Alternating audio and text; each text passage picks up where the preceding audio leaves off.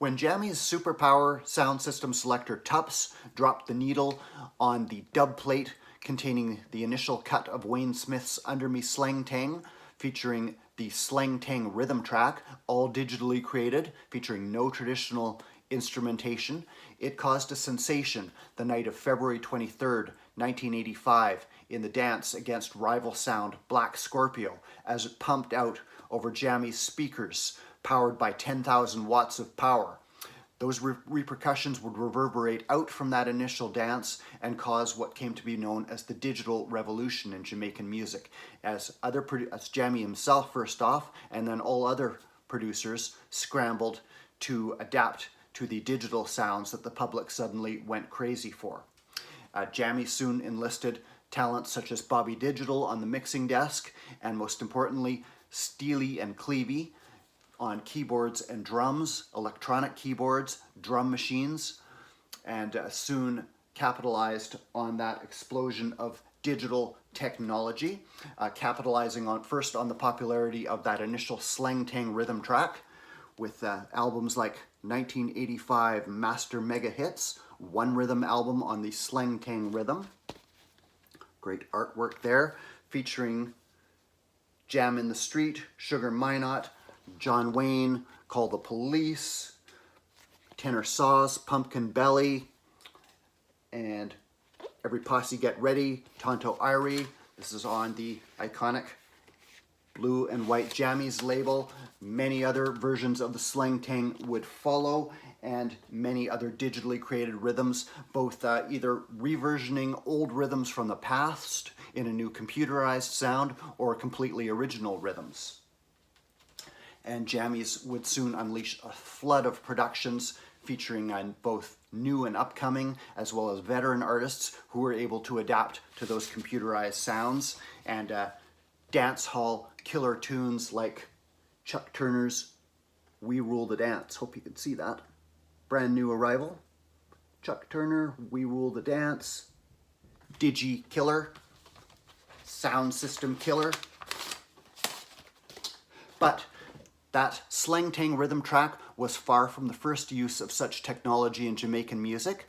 We're going to go all the way back to the origins. I had kind of a different video in mind. This is the next installment in my look at reggae history through some of the records I have available in my collection, particularly of late with the recent passing of producer Bobby Digital, who got his start in those Slang Tang, post-Slang Tang era, working for King Jammy as a mixer. Particularly, I've been revisiting the late 80s and onward era of Jamaican music in my collection and through videos. So this was, I had originally envisioned somewhat of a different video I'd be doing today, touching on some of the same themes, but I happened to listen to this song right here, which I bought a large collection of 45s off a friend of mine who is downsizing some of his collection. These are all Pressure Sounds reissues. There's quite a lot of them. This is just some.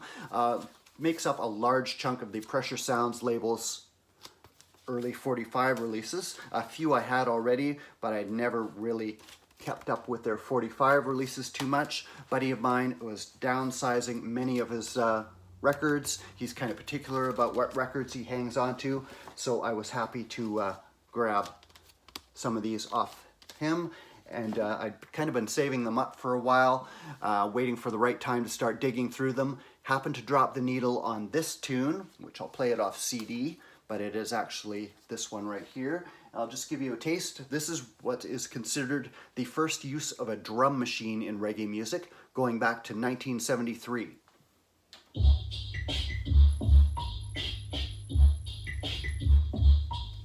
Lee Perry production.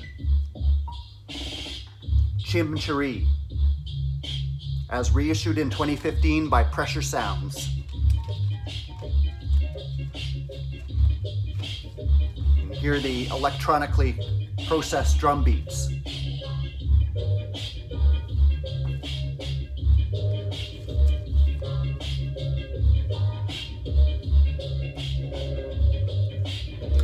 That drum machine was apparently the first commercially available drum machine. called the Eco Computer Rhythm. It was apparently programmed by Aston Family Man Barrett, bass player for Bob Marley and the Wailers. This tune was apparently considered for a Bob Marley song, but was not used. Instead, Lee Perry unleashed it. You can hear those electronic elements. This was also included on the Pressure Sounds compilation Sound System Scratch. There it is. A tune called Chim Cheree. This was intended to be an exclusive as played in the dance. This technology was new and cutting edge at the time. In the early 1970s, Aston Family Man Barrett would use this technology as kind of a secret weapon on some of his productions as he continued to work as musical director with Bob Marley and the Wailers. It would start appearing on albums like Natty Dread and later releases for Bob Marley and the Wailers, aimed at an international market as Bob Marley ascended to reggae superstardom. Aston Barrett would also have a sideline doing some of his own productions, some of which featured those electronic elements. Some of these appear on the compilation called Cobra Style. Fam's there, longtime bass player for the Wailers, right-hand man of Bob Marley, musical director for much of those Wailers productions. It's put out by Heartbeat Records in 1999. It's also a dub version of this I do not have. So Family Man Barrett, very early experimenting with this technology. Of course, the great Sly and Robbie became very interested in picking up that emerging electronic technology. The great drum and bass duo Sly Dunbar, Robbie Shakespeare, very early adapters to the new technology as it became more popular through their work with the band Black Uhuru, which they started working with very early on the bass as they created the rhythm tracks for Black Uhuru, who would themselves go on to international stardom, culminating in the first ever Reggae Grammy win for their album Anthem. Won the first Reggae Grammy in 1985 with production by Sly and Robbie, as with several albums before that. This is actually a German press on Island Anthem. This was actually heavily remixed for the international market by Island Records.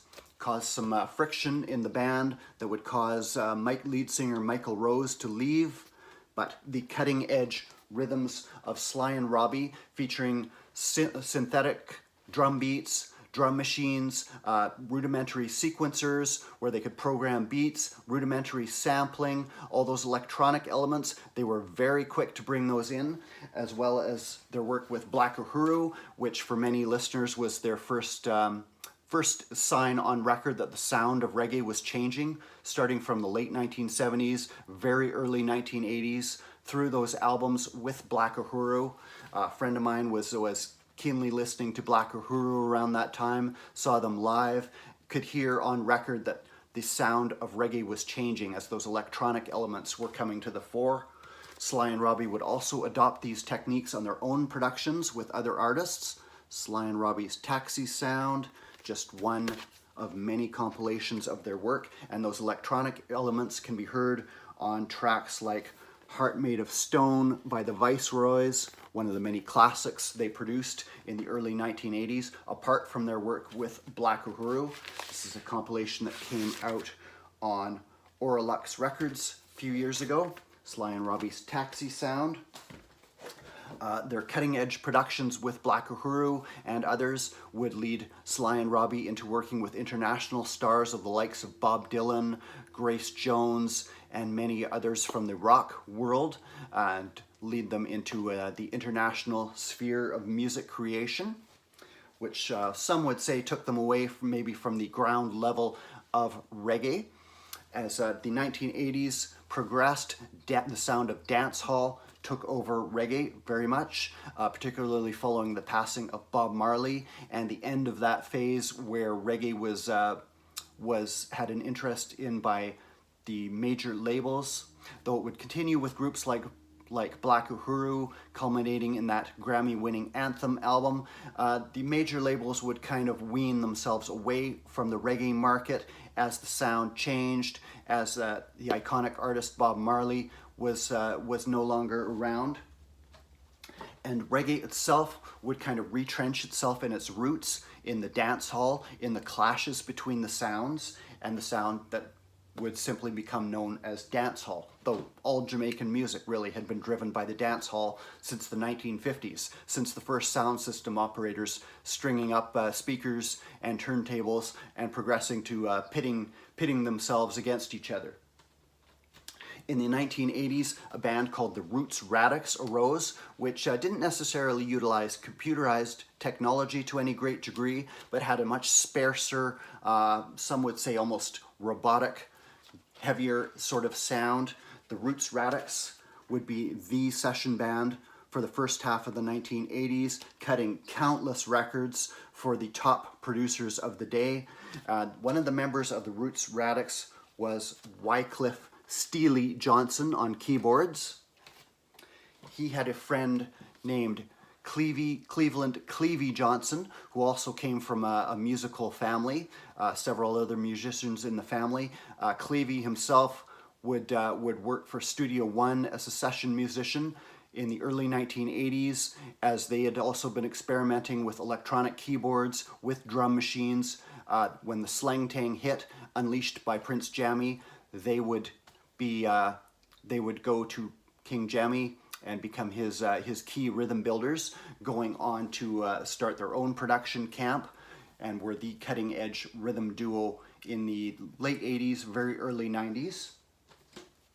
Another very early use of electronics in reggae could be heard on Sugar Minot's 1984 Herbsman Hustling LP, particularly the title track. Can very clearly hear the electronics creeping in. This is actually a copy on his own Black Roots label from the Leeds Public Library, all the way to Canada.